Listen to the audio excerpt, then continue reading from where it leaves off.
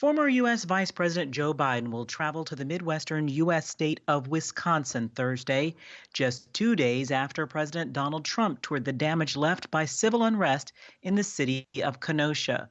Wednesday, Biden is accusing President Trump of turning his back on the coronavirus pandemic and instead focusing on stoking passions in American cities.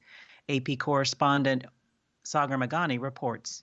At an event in Wilmington, Delaware, Biden focused on reopening America's schools safely. This is a national emergency. But says the Trump administration has no plan. Mr. President, where are you? He was in another Wilmington, North Carolina, where he barely mentioned the virus, but instead talked about protests featuring violent mobs, whom he says must be met with force. These people only know one thing, and that's strength. A day after the president visited Kenosha, Wisconsin, which is reeling after the police shooting of Jacob Blake, Biden says he'll visit tomorrow. And unlike the president, his campaign says Biden plans to meet with Blake's family. Sagar Magani, Washington. Germany says prominent Russian opposition leader Alexei Navalny was poisoned with a Soviet-style nerve agent. Navalny, a critic of Russian President Vladimir Putin, was transferred to Germany after falling ill from suspected poisoning. He's in intensive care in a Berlin hospital. A German government spokesperson said Wednesday blood sample tests produced, quote, unequivocal evidence, end quote, that Navalny had been poisoned with Novichok, the same agent used 2 years ago to poison a Russian defector living in Britain. European leaders searched for the strongest possible terms to denounce the attack, with French Foreign Minister Jean-Yves Le Drian saying it was, quote, shocking and irresponsible. French President Emmanuel Macron voiced support Wednesday for a sovereign Iraq and said its main challenges are Islamic State militants and foreign interference in its affairs. France also backs Prime Minister Mustafa Kadhimi efforts to normalize all armed forces, Macron said during a visit to Baghdad, referring to mostly Iran-backed Shiite militia groups.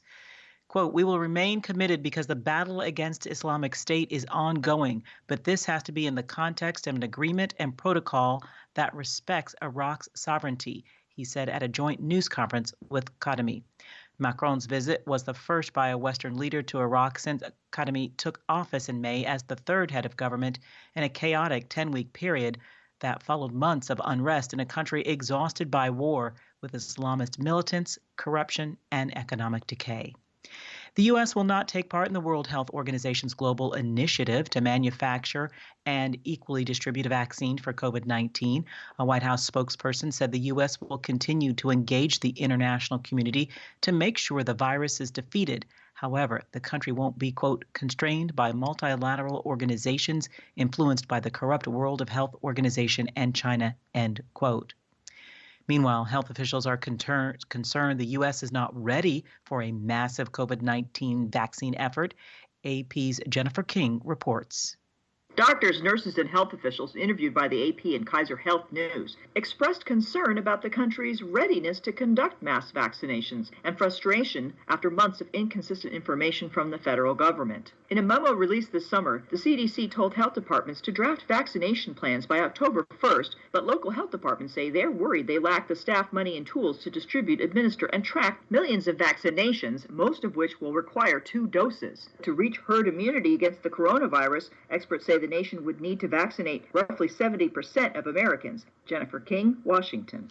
Even so, the Trump administration has urged U.S. states to get ready to distribute a potential COVID-19 vaccine by November 1st, the latest sign of the accelerating race to deliver a vaccine by year's end.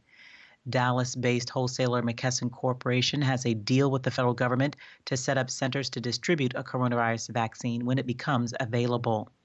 Former Italian Prime Minister and media tycoon Silvio Berlusconi has tested positive for the coronavirus, media reported Wednesday, citing sources in his Forza Italia party. Berlusconi, who will turn 84 at the end of September, had 2 tests come back positive.